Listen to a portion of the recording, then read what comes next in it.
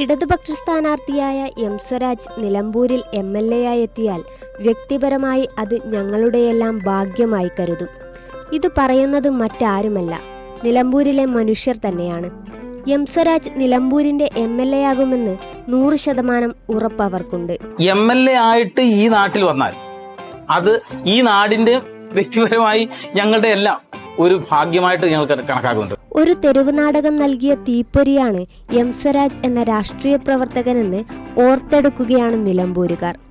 4ാം ക്ലാസ്സുകാരനായ സ്വരാജ് തെരുവ് നാടകം കണ്ട് ഇഷ്ടപ്പെടുകയും അടുത്ത നാടകം നടക്കുന്ന പതാർ എന്ന സ്ഥലത്തേക്ക് നാടക സംഘത്തിന്റെ വാഹനത്തിനു പുറകെ ഓടി വന്ന കഥയും ഇക്കാര്യം സ്വരാജ് തന്നെ പങ്കുവച്ചതും ഓർത്തെടുത്തു പറയുകയാണ് ആ പഴയ നാടക പ്രവർത്തകൻ.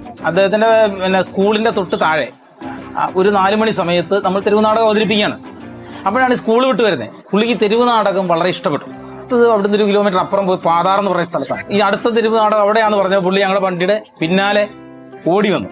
അത് പിൽക്കാലത്ത് പുള്ളി ഇവിടെ തന്നെ ഷട്ടടിക്കാൻ വരുമായിരുന്നു. എന്നോട് പറഞ്ഞു, എനിക്ക് ഈ പൊളിറ്റിക്കലി ഒരു സ്പാർക്ക് ഉണ്ടാക്കിയ നാടകമായിരുന്നു അന്ന് നിങ്ങൾ കളിച്ച നാടകം. ഞങ്ങളെ ഓരോരുത്തരെയും സ്വരാജിന് നന്നായി അറിയാം.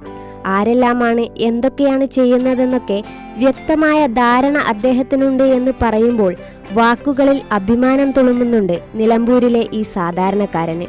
നിലപാടുകളിലെ കൃത്യതയും പറയുന്നതിലെ തീർച്ചയും മൂർച്ചയുമാണ് സ്വരാജിനെ ഇഷ്ടപ്പെടാനുള്ള പ്രധാന കാരണങ്ങളിലൊന്നായി നിലമ്പൂരുകാർ ചൂണ്ടിക്കാട്ടുന്നതും.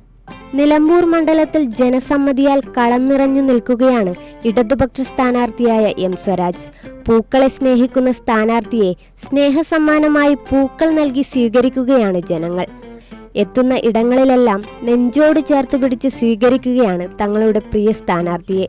അതിനൊപ്പം നിലമ്പൂരുകാർ ഉറപ്പിച്ചു പറയുന്ന ഒരു കാര്യം കൂടിയുണ്ട്. മൊഞ്ചോടെ നിലമ്പൂര് തുടരാൻ MLA ആയി എം സ്വരാജ് എത്തും.